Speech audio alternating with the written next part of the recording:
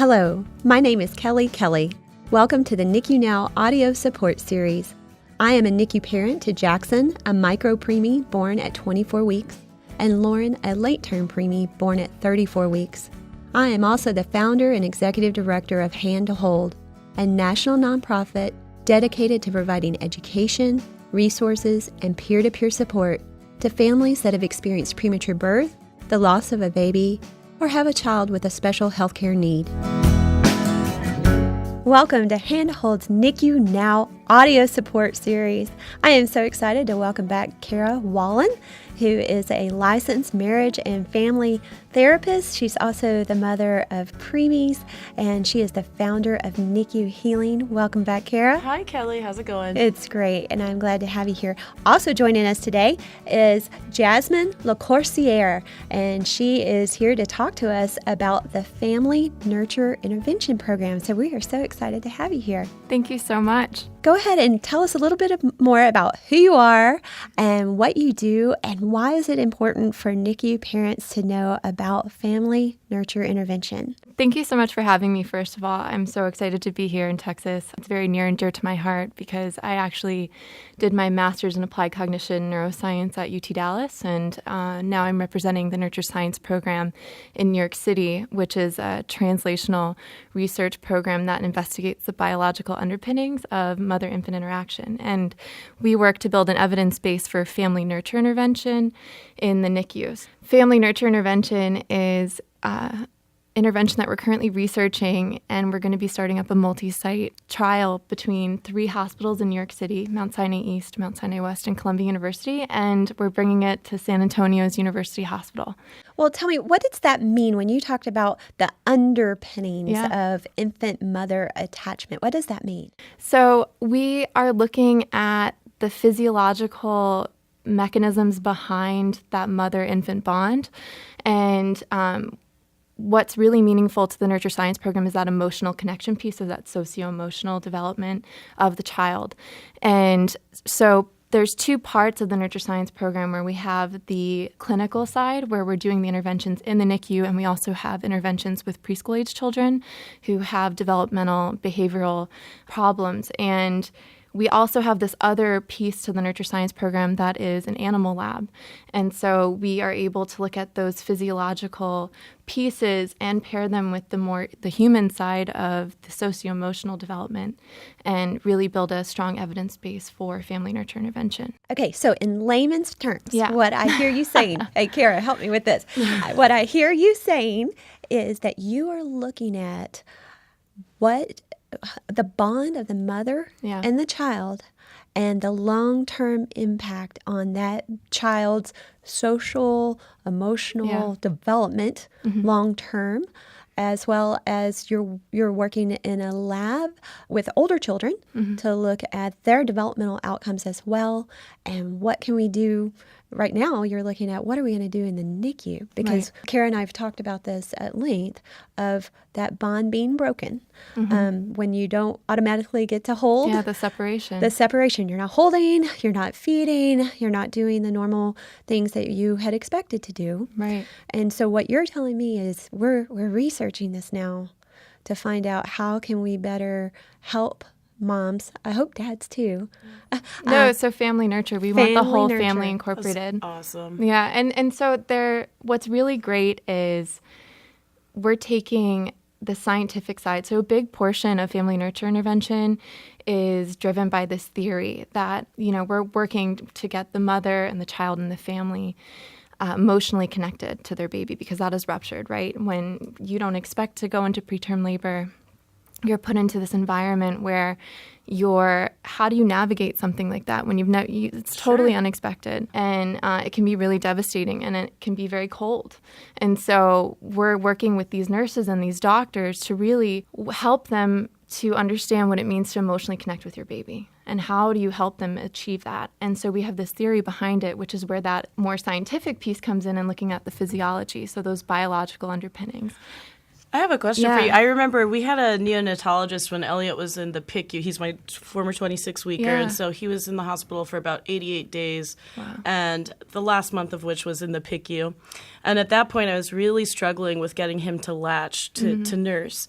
And I remember our neonatologist at the time told me that it's too bad you guys aren't in Sweden, because in Sweden you'd be in your own room, you'd be doing skin-to-skin 24/7, you'd be staying at the hospital, and they've had infants as early as 28 weeks latch for nursing because of that skin-to-skin contact.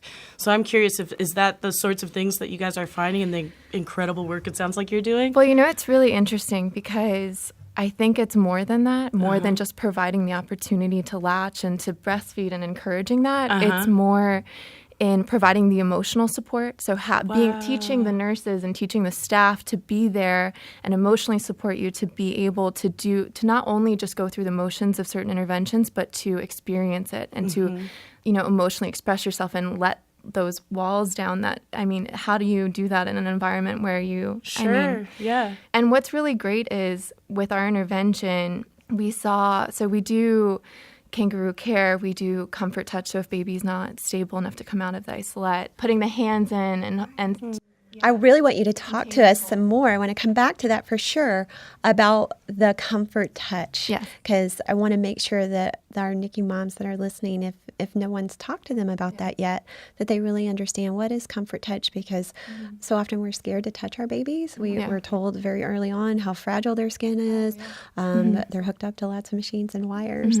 So can you tell me a little bit, how can I provide comfort touch even to a really tiny sick baby? Yeah, so part of our intervention is that touch piece. And we want the nursing staff to help with this, and that's part of the initiative of Family Nurture Intervention, is to engage the staff to help mothers feel empowered to take part in the care of their baby. The comfort touch is a containment hold, so putting the hand, the big an important piece is having the hand over the gut, the stomach, and providing that containment on the stomach, and also pulling the feet and having that nice midline positioning.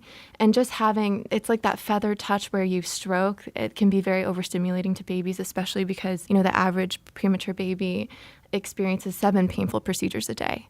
And so those small, fast movements can be overstimulating to the baby. So this comfort touch is a more sustained hold, and you're providing the warmth and allowing that baby to have sensory integration. So when you speak to the baby and you have the comfort touch, and the baby is now able to integrate your voice with that warmth, and not trying to piece together too many overstimulating things. So it's helping bring down the overstimulation and help that baby regulate. And so a big piece of family nurture intervention is co-regulation. So it's a big theory behind what we're doing, is that mom and baby are physiologically co-regulating with each other. That means that we're syncing our heart rates and our breathing? So is that what we're talking about? Yeah, that's something that we're working on. Is part of what we're doing in our intervention is we have ECG, so we're recording the heart rate of mom and baby during holding sessions, so kangarooing, or during comfort touch. And we're looking at how the heart rates are syncing up, and we're seeing it. And so it's really amazing. Yeah, so when baby's heart rate's going up, you actually see something that's really interesting. Sometimes mom's heart rate will go down, and you'll see that pull down baby's heart rate to a resting heart rate, which is really amazing to see the physiology. You're co-regulating. So that's a big piece of what our interventions are striving to do. I wanted to go back for a second. I do think it's so important, the nurse's role in this, because we need to know how, if we're putting our hand on their gut and their heads, and we need to know how to do it correctly. Exactly. I was wondering, are you also working with neonatal therapists? Because I know they play a big role in helping us with knowing how to touch our babies and developmentally, physically. Those occupational physical therapists play those big roles for parents in teaching us to do those things. So are they involved in the program as well? So right now what we're doing, and this is because we're doing randomized control trials. So what this means for our research is that we're randomly assigning babies in the NICU for the great level of standard of care that's provided. And we're putting some babies into the family nurture intervention, and then also comparing that great level of standard of care and seeing how that affects. So right now, what we're doing with our research is employing nurture specialists specifically to work with the babies, but we're pursuing dissemination work that will go bedside. So right now we're in the first trial of our randomized control period, which is 1 year. And then we're planning to go into the second year and doing an effectiveness trial, which means that we're going to do it bedside. So all the nurses at the bedside will receive a training on family nurture intervention. And so we're really excited about that because it has to work. It has to integrate with the hospital. In some hospitals, you have child life specialists helping to calm the babies and doing calming procedures during painful procedures. And so because they're hands-on with the baby, they could be perfect individuals to learn family nurture intervention and to engage the parents. So it's really dependent on what structure is currently in the hospital and what will work best to not have to impose anything. It's to just help provide a training that will help the staff who are working with the parents to engage them. So you talked about the comfort touch, and we've talked about kangarooing being part of that as well. Yeah. But I think there's several other initiatives as well. So can you talk to us about some of the other things that you're doing to help us bond with our baby? So family nurture intervention, which we like to call FNI for short. So FNI it has a lot of components. So there is scent cloth exchange, which I love. It's a little piece of fabric that mom will wear in her bra. And if she has a little milk on it, it's even better because the baby will get to smell it, right? And then behind the baby's head is a similar cloth. And so when mom comes into the unit, part of that will be exchanging those cloths. So mom gets to smell her baby and baby gets to smell mom. And it's really amazing. The baby's necks will turn and they love the smell of their mom and they know it. And research has shown. Talked about that. They let me do that with Elliot at our hospital. Good. And I remember it was incredible the effect it had on my milk production too. Right? I mean, it was just kind of like, wow, this is really having a notable effect, Right. Just, I mean, it was not something that was minor. So simple. It's so simple. So simple. One story that Dr. Martha Welch, the director of the Nurture Science program, loves to tell is a mother who was having a lot of trouble sleeping. And it was really hard on her naturally. And so we did the scent cloth exchange with her. And when she would wake up in the middle of the night, she would take the scent cloth that was from her baby and smell it, and she would go right back to sleep. It was just that comfort. That's amazing. Yeah, the power of the scent. And what's really amazing about family nurture intervention and what I love about it so much is that it's taking all these different components, smell, touch, voice, eye contact, and it's combining them all. So they're all components that drive emotional connection, and we're providing all of those to help the mom and the baby emotionally connect. Right. When you just said that, I was like flashback to one of the most difficult nights for me. I spent almost a week in the hospital because of my emergency C-section. And one night, very late at night, my husband was in the NICU and I was alone and I just couldn't stop crying. And so a nurse came in to check on me and I was having a really hard time expressing to her that I miss my baby.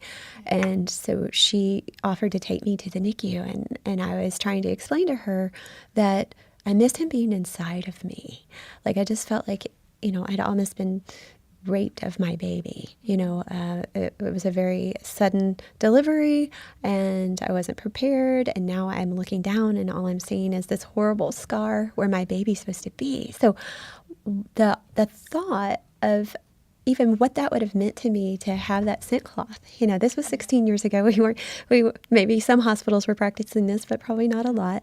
But maybe that would have been very comforting to me to have that piece of him with me. But I just love that it's so simple. Yeah. That's something we can all do. And I think that, if parents talk to the doctors and staff and make sure that it's okay, there's nothing to say they have to be part of this program to start doing these things, right? If the doctor says it's appropriate and the nurse says it's safe, we want to make sure it's clean, right? It can't have something that has been exposed to cigarette smoke or perfumes or those sort of things, right? And that's why we're working to engage the hospital. But a huge component is engaging these parents because they're a driver of, advocating for nurture in the NICU. And so this is a big thing. This is a big initiative of engaging the parents in the work that we do. And all the pieces have to come together. The family has to come together.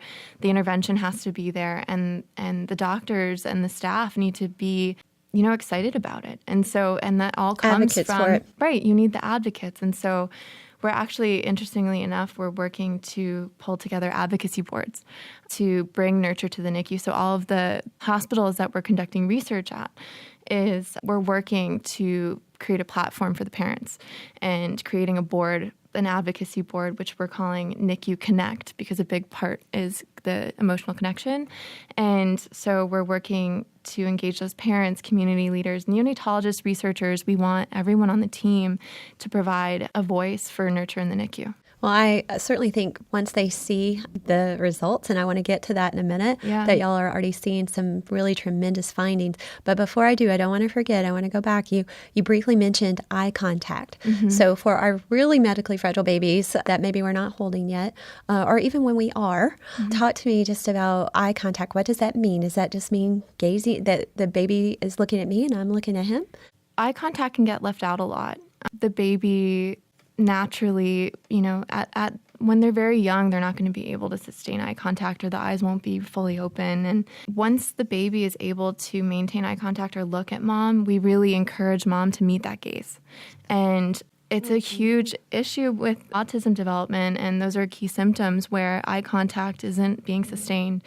And you see it when you're skin-to-skin holding your kangaroo care, or you have comfort touch, or something that the baby's really responding to. And if you're skin-to-skin holding your baby and you're emotionally expressing yourself to your baby, the baby responds.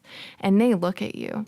And they'll look up, and you just see the baby trying to meet mom's gaze. Sure. And we want mom to notice that, and we want mom to engage in it, because that's a huge part of socio-emotional development, is being able to connect with your baby in that way, to visually hold contact, to recognize your voice. Exactly. And that's part of the recognition, right? Like when you speak to your baby, or when you speak to your husband and you call his name and he looks back, you meet gaze. And so sometimes, not always. I try. Yeah. Hey, look at me. I'm talking to you. I know, right? We've got great eye contact going on over here. So it's just a big part of social emotional development, and being able to connect and empathize and relate to other people. I'm imagining that there's probably, I don't know if you're measuring this stuff yet. I'm sure you will, but I'm imagining that it probably prevents a lot of non-desirable outcomes in mental health in terms of PTSD, postpartum depression, postpartum anxiety for mom, as well. So that visceral connection, because it just, there's a lot of evidence that prevents trauma from creating those more negative memories. It's just that physical connection on a sensory level. So in 2008, we conducted our first study at Columbia University on family nurture intervention in the NICU.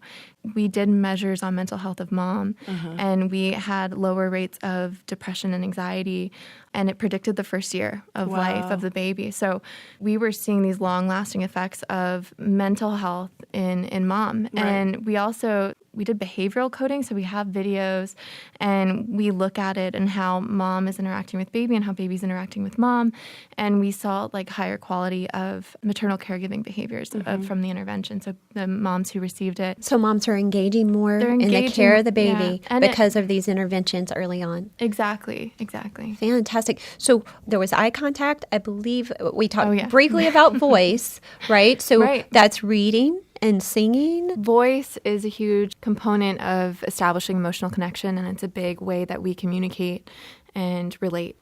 And so we help moms to emotionally express themselves, like we were talking before, about if you want to talk about the trauma of having the premature birth or the complications or anything that you feel are holding you back from bonding and connecting with your baby.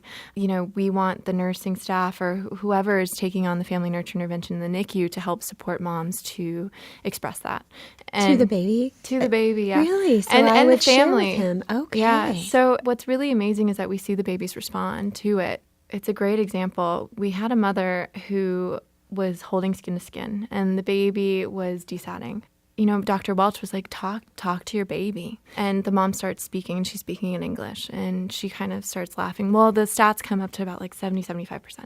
And then mom kind of laughs, and she goes, well, that's not really, I feel a little uncomfortable. It's not my native language. She's from the Ivory Coast. So she starts speaking in French. and the baby stats come up to about 80%. Wow. And she laughs again. She goes, well, really, I mean, the one that I'm most comfortable with, it's a pidgin language. And so she starts speaking her native tongue, and the baby stats rise again up into the 90s.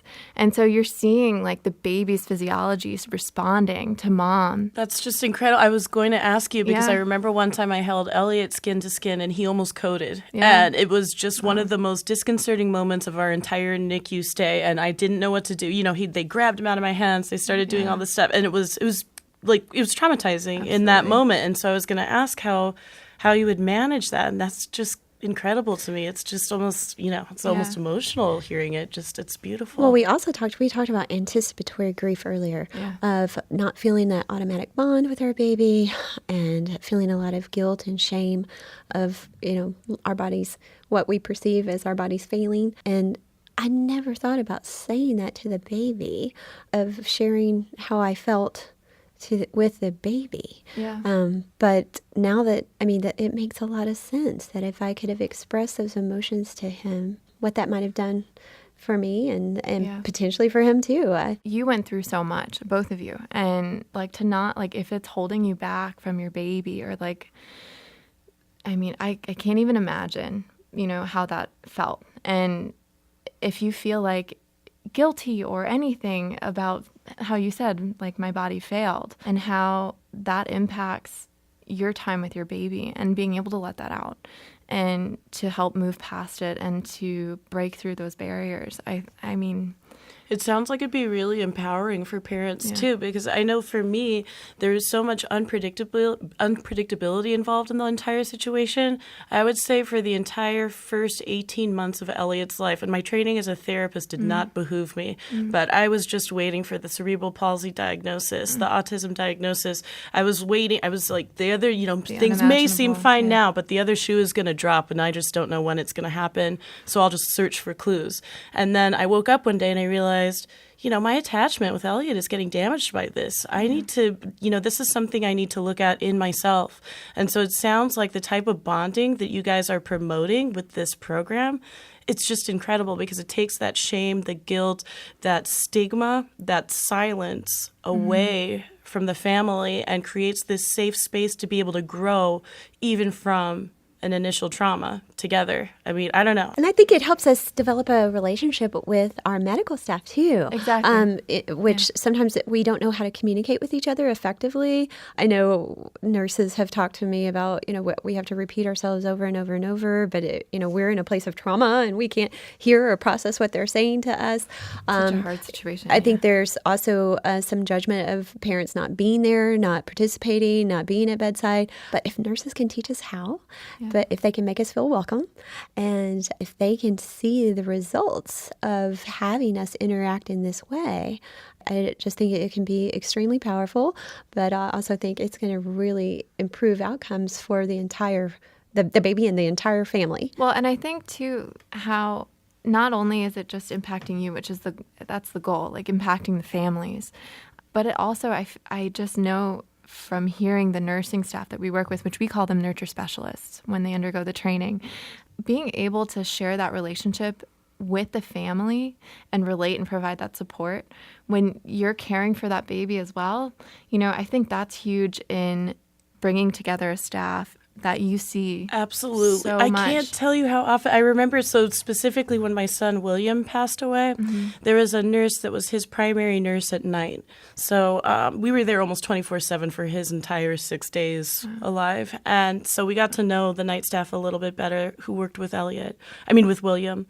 And anyway, this nurse, I don't know if she was new or she appeared to be young, but his death, I could see it in her face, how much it affected her as well. And I remember crossing paths with her maybe 2 months down the road when Elliot was still there. And she couldn't look me in the face. And I could tell she was carrying that grief with her too. And so there was this huge unspoken space in the room where there's that opportunity to be able to connect and also to create a containing space for her, because that's traumatic too, and they go through it on multiple occasions throughout the year. And that just goes to to the loss, factor in terms of your actual job being to watch these tiny infants struggling for their lives day to day and watching families really struggle. We ask so much of our medical staff. I mean, they went into nursing to nurse the baby. And I think now there's just such an emphasis on family integrated care. And so now we need the medical staff to be more than nursing the baby, but caring for the entire family. So I just want to validate that we are asking a lot of them. But I also think that for them to see how this improves the health of the baby and the parent, and to stay focused on long-term outcomes, because we're spending so much time and so much money in the health of these babies. You look at a 24-weeker, 16 years ago, our medical bills exceeded $1 million. Wow. So we want to send this baby home to a parent who is prepared to care for them, that they're bonded and they have that connection. And so we would just want to ensure that we do everything we can right now during this NICU stay. It seems very long, right? But in the grand scheme of things, 4 months of this baby's life, building this foundation, building this relationship and this bond that's going to last a lifetime between the parent and the child. So thank you so much for what you're doing. I just think it's phenomenal. I'm so glad to have it here in Texas. How exciting that is to have it in my home state. I hope it goes to every hospital. Oh. And I hope that the moms that are listening, the dads too, that are listening today can find ways that they can integrate this, that they talk to their nurses, their bedside nurses and their neonatologists. What can I do? How do I bond? Can I do scent cloth? Yeah. And Kara mentioned something earlier about her nurse holding a mirror so she could see her baby as she was doing the kangaroo care. So, let's share these best practices and support our parents in bonding with our baby. But congratulations on the results so far. Thank you. Keep up the incredible work. Let us know how we can continue to educate parents and get the word out about your program, because I think Karen and I both agree we'd like to see this in hospitals across the country and make sure all parents are educated about this very critical way of bonding with their baby. It's so exciting hearing about a program that clearly is hitting on all levels. It's just, I don't know. It's amazing. It sounds so simple. These are the basics. And they make such huge impacts down the road. Yeah, I'm curious about what the outcomes look like with the babies. 5 years down the road, what are you guys seeing? So actually, our kids are into their 5th year follow-up. Okay. So from our original study that was conducted in 2008, our babies are now 4 and 5 years. And we spoke about the mom's outcomes before with lower anxiety and depression, higher quality maternal caregiving. The kiddos, we followed up until 5 years. And so we have something that's commonly given for neuro assessment is the Bailey. Sure. And so we did that at 18 months. And our kiddos who received the family nurture intervention, had higher cognitive and language development at 18 months. And then what's really amazing, because we were talking about this in eye contact, and we briefly touched on the autism, and there's a screener for autism called MCHAT. And so 1 in 8 babies are born premature in the U.S. And then from that pool, 1 in 4 babies who are born premature screen positively on the MCHAT for autism. And with family nurture intervention, that statistic was reduced back to 1 in 10, which is just amazing. That's just awesome. Yeah. And this is the FNI is only conducted while the families are in the NICU. So it's just that limited exposure to these types of practices. But I'm imagining, too, that the families are taking it home with them, some of the things that they've learned. Well, and then with the limited time piece, we were seeing results with just six hours a week. Wow. And irrespective of how long the NICU stay was. So if the baby was in the unit for 2 weeks, having 6 hours of the intervention a week was really all it took. So we're seeing these huge changes with really little time, spent. And so we're really excited about it. And we're really hopeful for where it can go. And we love the support. And being here in Texas has been unbelievable. I mean, the overwhelming support of everyone we have hospitals interested in Houston and Dallas, and so cool. And I can only imagine where it's going to go. So with your support and all the parents, we're just so excited. Well, congratulations. Thank you so much. Please come back anytime and give us updates and keep us posted on the continued growth and success of this program. Thank you. Thank you. We know that in order for NICU babies to thrive after discharge, they need smart, informed parents who understand their needs and are emotionally and physically capable of caring for a medically fragile child. Peer-to-peer support is an effective tool for helping parents navigate their NICU stay.